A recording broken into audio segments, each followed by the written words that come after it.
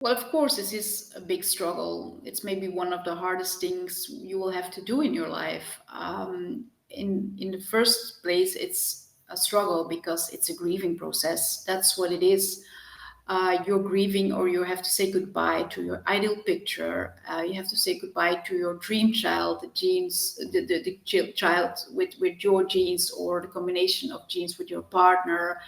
So yeah, you say goodbye to your ideal picture, and that's a grieving process. And a grieving process is always difficult. It's always a struggle. You don't want to grieve. You don't want to say goodbye to things you love, and so that's, I think, the first reason.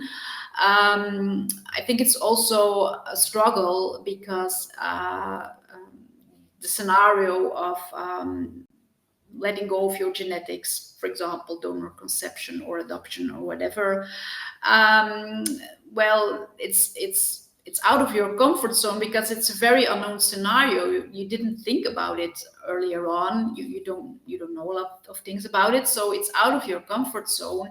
And our brain doesn't like it. Our brain doesn't like us to go out of our comfort zone, because our brain fears that we will not survive if we go out of our comfort zone. That's our brain is programmed already since prehistoric times, and it still works like this. Our brain wants us to be nice and quiet, and that we take the path of yeah, least resistance. And yeah, I think that's the second reason, because our brain throws up a lot of worrying thoughts and doubts and fears because it wants to keep us safe. And well, linked to this, I think a third thing is that, yeah, like I said, you're entering. You go out of your comfort zone, and you're entering a completely new world. For example, if you have to consider donor conception, you don't know anything about this new world. You don't know how it will be like, or where do you have to go, which country, which fertility clinic, and how will it feel in the future, and how will it be for your child. This is all new for you. And a lack of information always causes stress. Of course, then it is a struggle for these reasons.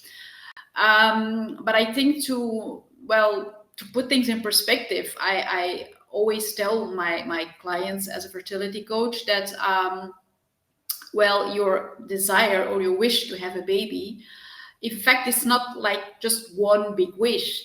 In this big wish are several wishes. It's a collection of wishes, and it's always a very interesting exercise I do with him is go and look which wishes are within this big wish. It's a different combination for for everyone, and your wish to pass on your genes, it's one of the wishes within the big wish. But there are also other ones, like for a woman experiencing pregnancy or experiencing breastfeeding, or passing on your values to a child, or just have a unique bond, unique love with a child. These are also wishes. And of course, you have to grieve about one wish, an important one. I don't want to minimize that.